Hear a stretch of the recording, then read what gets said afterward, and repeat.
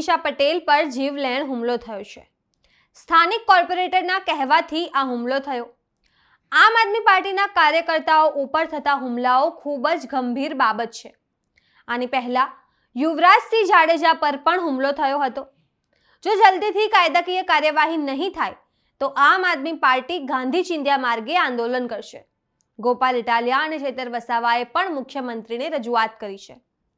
ભાજપના નેતાઓને વિનંતી છે કે યુદ્ધ ના છેડો। ભાજપ જો હલકાઈ કરશે તો ગુજરાતના લોકો જવાબ આપશે। ગૃહમંત્રીના ચાવવાના અને બતાવવાના દાંત અલગ છે।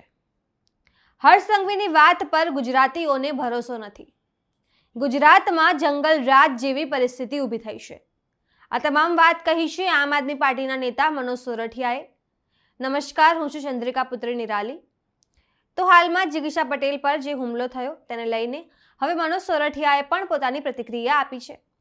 આવો સાંભળીએ મનોજ સોરઠિયાએ શું કહ્યું।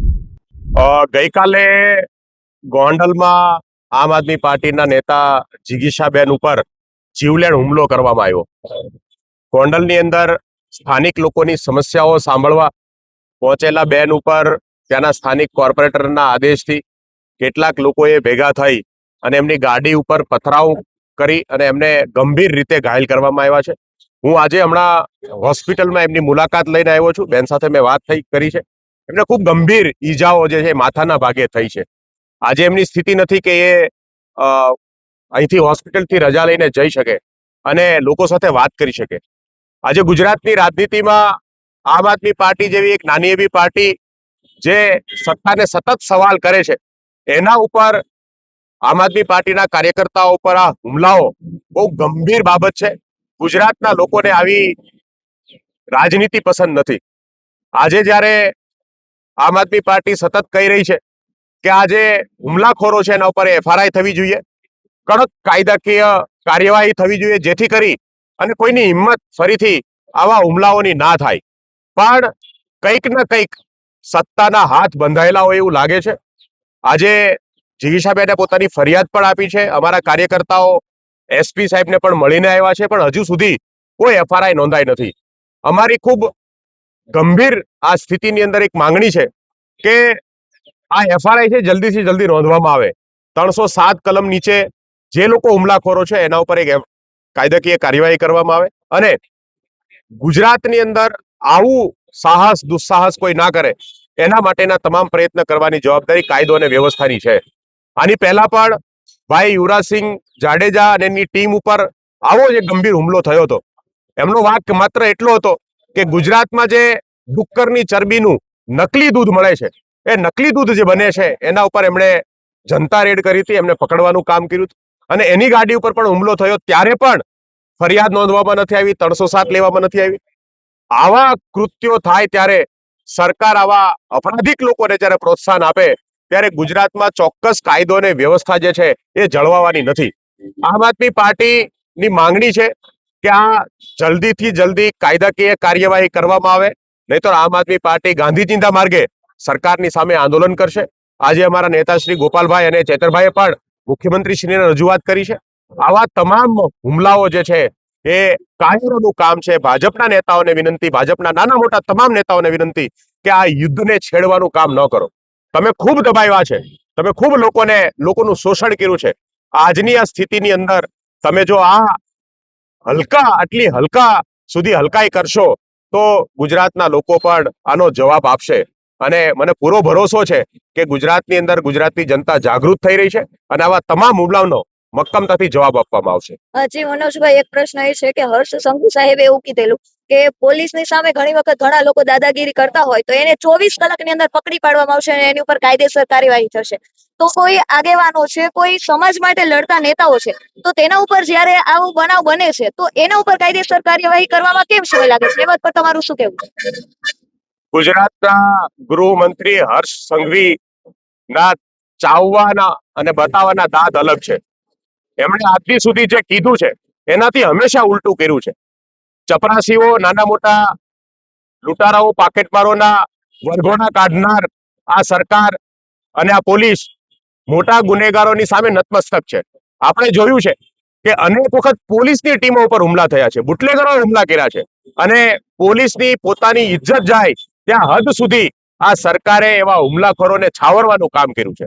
એટલે હર્ષ સંઘવીની વાતો ઉપર ગુજરાતની લોકોને હવે ભરોસો નથી. હવે તો એક્શન જનતા લાવે અને જનતા આ જે છે આવા બે મોઢાના લોકોને ઘર ભેગા કરે એવી અમે જનતાને વિનંતી કરીએ છીએ. આ સરકાર પાસે આશા રાખવાની કોઈ મતલબ નથી. તમારે FIR બની નથી, બનાવ બન્યો ઘણો સમય થયો, તો ક્યાંક ને ક્યાંક પોલીસ દબાયેલી છે કે પોલીસ કોઈ સેટલમેન્ટમાં પડી? પોલીસ હંમેશાથી અપરાધીઓ અને માથાભારે માણસોની ગુલામ રહી છે. આજે જ્યારે આપણે જાણીએ છીએ કે ગુજરાતમાં કાયદો અને વ્યવસ્થા સૌથી વધારે કથળી છે, ગુજરાતમાં જંગલ રાજ જેવી સ્થિતિ ઊભી થઈ છે, તમામ શહેરોમાં દારૂ ડ્રગ્સ બેફામ વેચાય છે, એવા સમયની અંદર પોલીસનું કામ શંકાસ્પદ રહ્યું છે અને માથાભારે લોકોથી, ગુંડાઓ મવાલીઓથી ડરવાનું જે છે એ પોલીસે પોતાની લાલચે અને કાંઈક પોતાના પોલિટિકલ આકાઓ જે છે એના આદેશ અનુસાર આજે ગુજરાત પોલીસની ઇજ્જત ગઈ છે. અમારી વિનંતી છે કે ગુજરાત પોલીસ પણ કડક કાર્યવાહી કરી અને આ પોતાની જે ઇમેજ બગડી રહી છે એને સુધારવાનું કામ કરે. અને જી મનોજભાઈ, આ અત્યારે એક બનાવ બન્યો છે, આ કદાચ તો આમ આદમી પાર્ટીની વધતી લોકચાહનાને દબાવવા માટેનો પ્રયાસ છે, પરંતુ આગળ પણ જો આવી રીતના કોઈ બનાવ બન્યો તો તમારા તરફથી કેવી પ્રતિક્રિયા છે? આમ આદમી પાર્ટી એક નાની એવી પાર્ટી છે. સતત સામાન્ય લોકોનો અવાજ ઉપાડવો, ખેડૂતો, મહિલાઓ, મજૂરો, વેપારીઓ, આ સતત ગુજરાતની અંદર જ્યારે સરકારની સામે સરકાર જ્યારે કામ ન કરે, પીડાઓ ઊભી થાય ત્યારે આમ આદમી પાર્ટી હંમેશા બોલી છે અને હંમેશાથી લડે છે. આ વખતે પણ આજે જ્યારે આ સ્થિતિ ગુજરાતમાં છે કે આમ આદમી પાર્ટીને પહેલા સિરિયસલી લેવામાં નહોતી આવતી, પહેલા એમના ઉપર હસવાનું કામ થતું હતું, પણ આજે જ્યારે આ હુમલાઓ ચાલુ થયા છે એ પ્રમાણ છે કે ગુજરાતમાં આમ આદમી પાર્ટીની લોકપ્રિયતા વધી રહી છે. ગુજરાતના લોકો આમ આદમી પાર્ટીને પોતાની પાર્ટી બનાવી રહ્યા છે અને એટલા માટે આજે સત્તામાં બેઠેલા લોકોના પેટમાં તેલ રેડાયું છે. ગુજરાતના લોકો આમ આદમી પાર્ટી ઉપર થયેલા તમામ અત્યાચારનો જવાબ આપશે. આમ આદમી પાર્ટીના નેતાઓને જેલમાં નાખવા, એમને કોઈ પણ ભોગે એમના જામીન ન થાય એવા તમામ પ્રયત્ન કરવા, પણ આમ આદમી પાર્ટીના નેતાઓ આવા તમામ જે અત્યાચારો છે એનાથી ડરતી નથી અને ગુજરાતના લોકોના આશીર્વાદથી આવનાર દિવસોમાં ગુજરાતમાં પરિવર્તન લાવીને રહેશે. છેલ્લો પ્રશ્ન મનોજભાઈ, કે જો આ કાર્યવાહી તમે જે કરી છે, કાયદેસર કાર્યવાહી, પરંતુ ક્યાંક ને ક્યાંક જો કાયદો તેનું કામ નહીં કરે અથવા તો ચૂકશે, તો તમારા લોકોનો આગળનો જે છે કહેવાય કે પ્રત્યુત્તર શું હશે? જિગીશાબેન, અમારી સતત માંગણી રહી છે. વારંવાર જ્યારે પણ હુમલા થયા ત્યારે અમે કડક કાયદાકીય કાર્યવાહીની માંગ કરી છે અને આજે પણ આ જિગીશાબેન ઉપર થયેલા હુમલાઓમાં પણ અમે FRI નોંધાય અને કડક કાર્યવાહી થઈની માંગણી છે.